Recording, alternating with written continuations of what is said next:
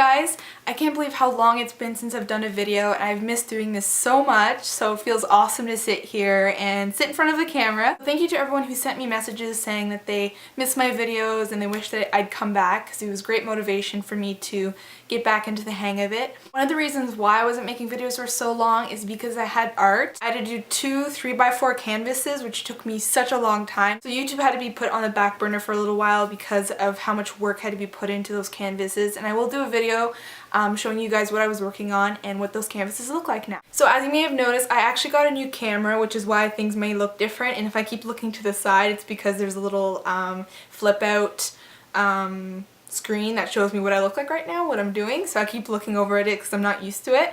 And if you're wondering, the camera is a Canon Rebel T3i, and I got it because I need it for better photography, and I wanted to get something better for videos because I was sick of the other one I used. And I thought I would get back into the hang of my videos with a book haul. So if you have any questions about these books, or requests, like I said, for upcoming videos, just let me know in the comments.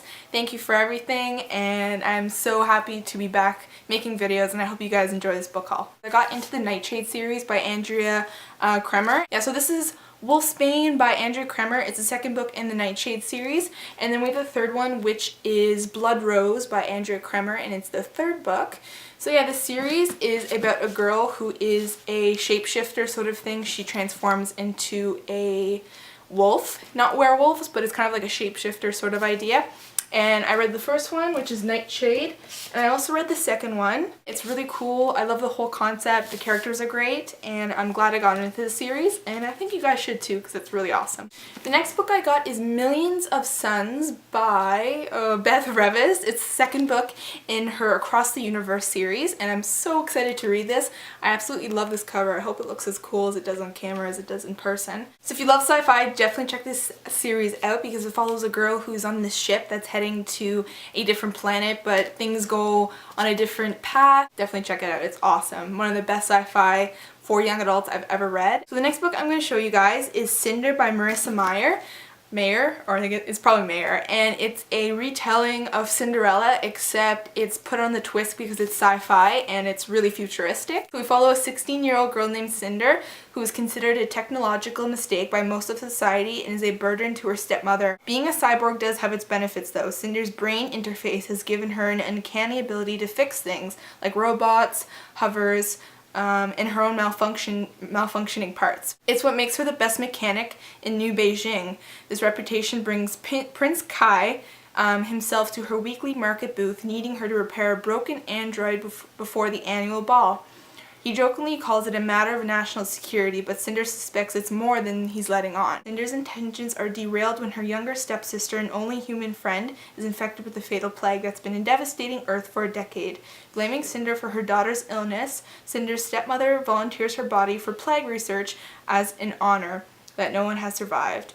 But it doesn't take long for the scientists to discover something unusual about her new guinea pig, something others would kill for. Another book I got is Far Rockaway by Charlie Fletcher, and this sounds so awesome. It's kind of like a video game-esque aspect with a lot of elements that are so futuristic and really, really cool. And I love how it's separated by 2 worlds and she's following into both of them. Awesome. This is the day that a terrible accident sends them on a very different journey. Victor wakes in the emergency room to see the doctors crowded round Kat's unconscious body as they struggle to save her. Kat wakes somewhere else entirely, a deep green world of virgin forests, towering mountains, and wild seas, a world created from all the adventure stories Victor read as she grew up. To get back home, she must fight her way to an island on the edge of this unknown world and rescue Victor before it's too late. And I think that sounds so cool. So I guess this is her regular society where she was born into, where she lives, and then this is the world she goes into when she is unconscious in the hospital. The next book I'm going to show you is The Pledge by Kimberly Derting, and this is the author who also wrote the Body Finder series, so I was very excited to read this and find out that this is a dystopian, so this is a first for Kimberly. This was awesome, let me tell you. I did read it, absolutely loved it, thought it was so good. Definitely not, it's not one of my favorite dystopians, but it comes close to it because it was just a great first book, and I look forward to the rest of the books in this series. So we follow a girl named Charlena, and she lives in the country of Ludania, and in this country they have a case system, and for every class within the system they have their own language. So this pretty much separates those who are, let's say, more poor than the highest, which is royalty. So each one has their own language, and if someone speaks to you in a native tongue that's not your own language, you cannot look them in the eye, because that could cause pretty much execution and lots of bad stuff. So our main character Charlena knows all languages, which is not heard of. It's her secret, because if people were to find out, she would be in a lot of trouble. Charlena meets a boy named Max, who turns out to be very mysterious and know more about her than she will ever know, and it's kind of a journey which leads Charlena to discover why she can know all these different languages and what that means for her, and how Max is involved in all of this is causing Charlena to be really confused and wonder who he really is, because he knows more than he should, and that is what starts this whole dystopian-esque adventure. The next book I got is Tempest by Julie Cross, and this is like a time-traveling love story which really interests me, and I love the cover and I thought the plot sounded really cool, so I'm gonna let you know what it's about. So the year is 2009 and 19-year-old Jackson Meyer is a normal guy. He's in college, has a girlfriend, and he can travel back through time. But it's not like the movies. Nothing changes in the present after he jumps. There's no space-time continuum issues or broken flux capacitors. It's just harmless fun. That is until the day strangers burst in on Jackson and his girlfriend Holly, and during a struggle with Jackson, Holly is fatally shot.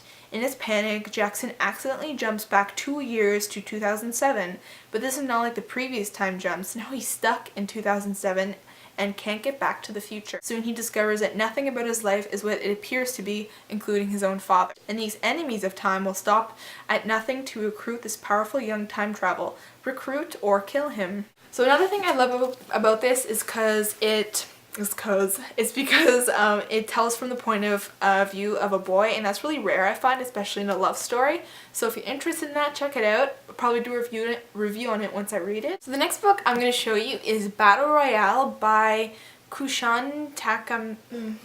Oh no, how am I going to pronounce this?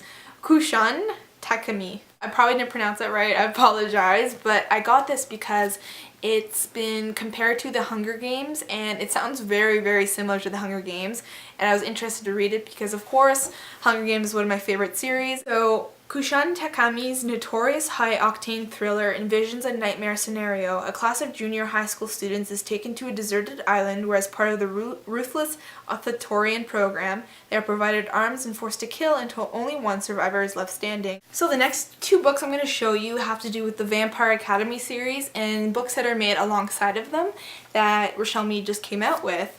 So the first one is a Vampire Academy, which is the ultimate guide, so it goes over the vampires, the Morai. So pretty much this book has to do with the details in the world that Rose lives in Vampire Academy. You learn everything you ever wanted to know about the totally addictive world, find out the real history of St. Vladimir's Academy, explore the dark psychology behind Rose and Lissa's unusual friendship, discover even more illicit secrets about Rose and Dimitri, quiz yourself to find out how much you really know about the Vampire Academy. So it's kind of like a fun book to go alongside of it where you learn more. What I'm going to show you is the Scorpio Races by Maggie Stiefvater, and this is the author who wrote the Shiver series, so I'm looking forward to this because it looks very different from Mercy Falls and the whole werewolf idea. So this looks really cool, and I'm going to read you the inside cover to tell you what it's about. Some race to win, others race to survive. It happens at the start of every November, the Scorpio races. Riders attempt to keep hold of their water horses long enough to make it to the finish line. Some riders live, others die. At age 19, Sean Kendrick is returning champion. He is a young man of few words, and if he has any fears, he keeps them buried deep, where no one else can see them. Puck Connolly is different. She never meant to ride in the Scorpio races, but fate hasn't given her much of a choice. So she enters the competition, the first girl ever to do so. She's in no way prepared for what is going to happen. So I really love the cover, and I love Maggie Stiefvater, so I'm very excited to read this. Alright, so that was my book haul. I hope you guys enjoyed. I apologize again for the lack of videos, and I hope you like the new camera quality. And let me know if you have any requests for videos, and also you can check out my Goodreads, Twitter, and if you have any questions, ask them on Formspring. All my links will be down below and on my YouTube channel. And also, if you go on my YouTube channel and click a little more button on the very side, it'll show you all the books I've read this year so far. I have to get caught up on those and talk about my challenges and do so much. So stay tuned for more videos. I hope you guys enjoyed. Thank you for all your support, and for 2,000 subscribers, it's insane. And thank you for watching. I'll see you soon. Bye.